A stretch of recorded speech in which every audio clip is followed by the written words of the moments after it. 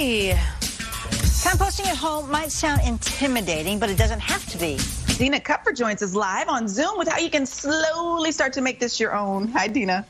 Hi, yes, good morning. Okay, so when you hear the word compost, a lot of people probably think, nope, I don't want to do it. I don't have time for it. I don't want to even think about it. But it's really easy, and it's a great way to help the environment, and it's Earth Day. So we wanted to teach you all how to do it. So we've got Lauren Olson, who is with Centric, joining us this morning. How's it going? Good. How are you? Doing wonderful. Okay, so before we show your videos, I first want you to just show people visually what is compostable. What can you put in a compost pile? Yeah, well, there's a lot of things you can put around the house into a compost pile. First is like your food scraps, so I got some leftover, ends of my asparagus, strawberries, stuff like that.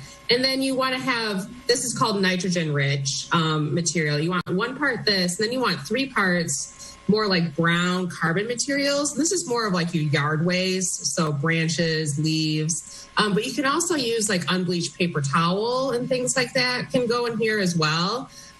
So just remember, you want 3 parts brown, 1 part nitrogen-rich green waste, we usually say. Okay. And then make sure it's a little wet, but not too wet. And you got compost. Yeah, and we want to show the time-lapse video of your composting pile. We're showing some of it now. So basically, you put all the material in, and you can stir it up, you can mix it up, and so that it helps to break itself down. About how long would it take for something to break down all the way to use it in your soil, for instance, in your garden? It really depends on, how much you're monitoring it, but it can take 3 months to a year for things to break down. But the key is really making sure that it's the microbes have ability for moisture and air, lots of oxygen, and you're stirring it very often. You want your pile to get pretty hot for it to break down. That means the microbes are working very hard. Got it. And, in California, we have so many amazing farmers and in different places that you can get fresh produce, but you can grow that in your own backyard. And compost soil is really rich in nutrients. And so it's actually a really good thing to throw in your own tomato garden or vegetable garden.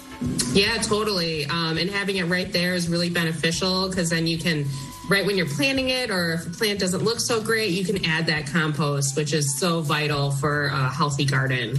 Yeah, it really is. So you can have an old container on your counter where you're putting some of those food scraps in, but you also found through your county that you live in, you were able to get a bin for free. So can you show us what it looks like? Yeah, so you can use anything to collect your food scraps at home, but I was able to get this for my food scraps. It's, a pretty large bin. That way I don't have to go outside too often. And then Centric makes these compostable liners, which make it really easily. And these are home compostable. So it makes a pretty clean setup. But you can use anything to collect your food scraps before you take it out to your compost pile. Yeah, and again, we're talking about Earth Day, ways that we can reduce what goes in the landfill. And you heard Lauren say it takes 3 months to a year for some of that stuff to break down. And that is the compostable items that break down. What's going in the landfill, those things don't break down over time. So this is just one way we can all do our part. Lauren, thank you so much for joining us this morning. Again, worldcentric.com is the website you can go to get some more compostable items for your home use. All right, back to you guys. Nice. Thank you.